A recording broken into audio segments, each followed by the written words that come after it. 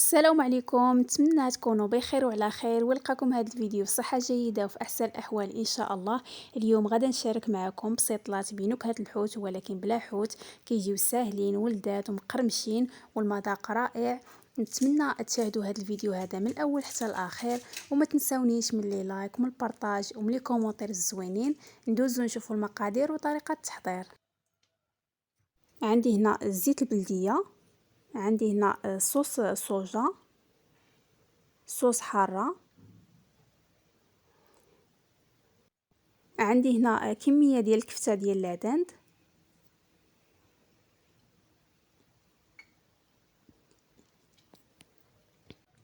عندي هنا كمية ديال الشعرية الصينية. من بعد ما درتها في الماء غليان خليتها 10 دقائق ومن بعد قطعتها على هذا الشكل هذا. عندي هنا نصف حامضة معصرة، شوية ديال الزيتون خضر مقطع. بالنسبة للتوابل عندي ضرس ديال الثومة محكوك، معلقة كبيرة ديال التحميرة، معلقة كبيرة د العطرية د البسطيلة ديال الحوت، وعندي اللب ديال الحامض مصير. عندي هنا كمية ديال الفرماج محكوك، شوية ديال القزبور ومعدنوس. اول حاجه غنوجد الخليط اللي غندير في الحشوه. غندير قزبور معدنوس، غادي نزيد الحامض، توابل،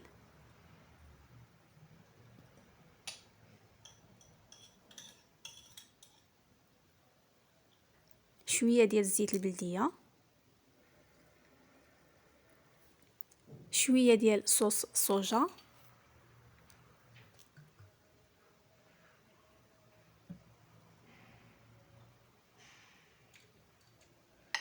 ودابا غادا نزيد شويه ديال الحار،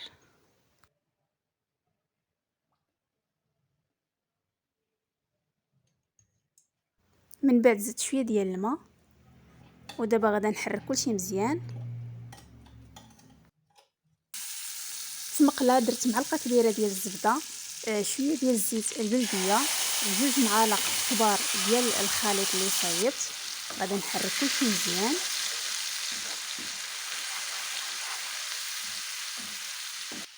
من بعد زدت الكفته ديال العدن وغادا نحرك كلشي مزيان.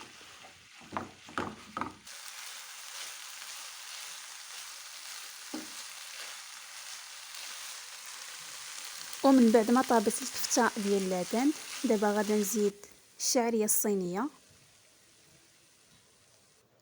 الزيتون، ومعلقه كبيره ديال الخليط اللي صيبت قبيله. غادا نحرك كلشي مزيان.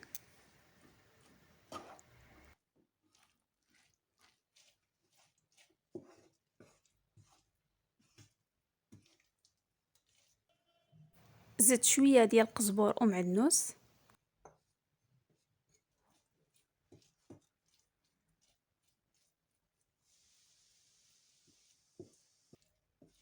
ومن بعد ما طابت الحشوه ديالنا كتجي على هذا الشكل هذا.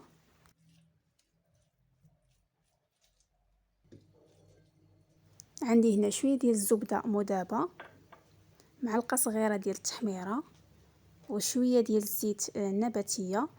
هذا هو الخليط اللي غادي ندهن به الورقه ديال البسطيله. عندي هنا نصف كيلو ديال ورقه البسطيله الكبيره، نقدروا نعوضوها بالورقه البسطيله الصغيره اولا بالورقه ديال الفيلو. انا حيدت ليها ديك الجوانب كيكونوا حرشين، ودابا غادا نديرها على 2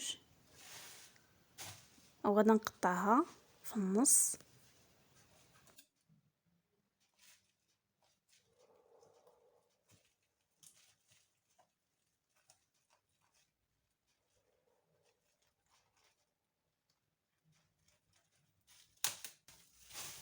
ودائما الورقه كنغطيوها باش ما كتنشفش لينا.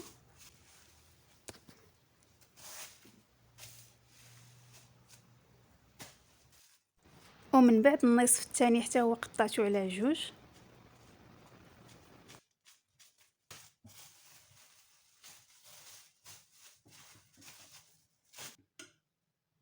اول حاجه الورقه كندهنها بداك الخليط، والورقه الجهه اللي كتكون فيها الزيت كتكون من التحت، والجهه اللي كتكون حرشه هي اللي كنديروا فيها الحشوه. انا استعملت هاد ليمون هادو صغار ديال لي كاش. دابا غادا ندير الحشوه وكنحاول نقاد من الجنيبات، ومن بعد زدت شويه ديال الفرماج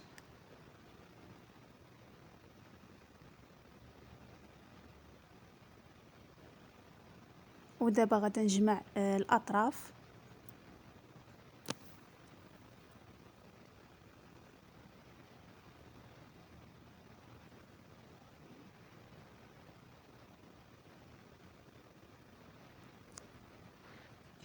وغادا نقلبها كتجي على هذا الشكل هذا. من بعد غادا نديرها في الورقه الثانيه اللي حتى هي مدهونه بالخليط، وغادا نحاول نقادها مزيان، وغادا نجمع الاطراف غير بشويه.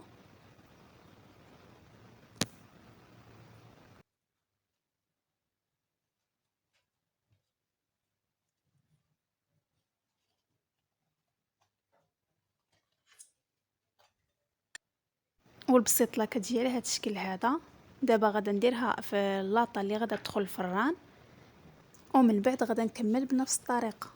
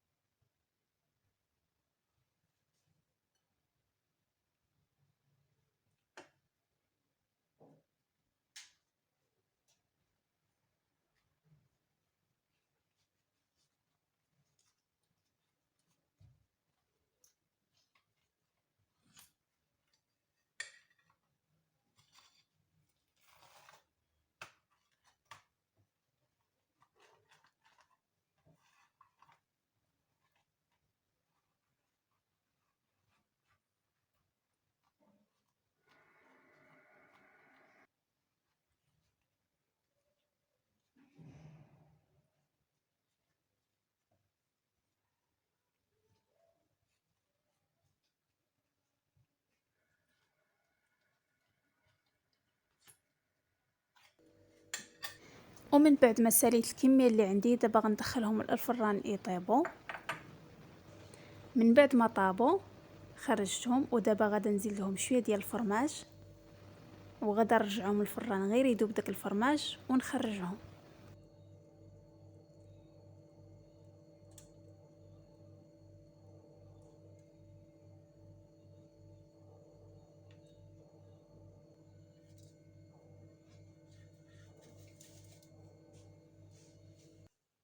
والبسيطله ديالنا كيجيو على هذا الشكل هذا، كيجيو لذاذ بزاف، وكيجيو روعه في المذاق، وكيجيو مقرمشين بنكهه الحوت.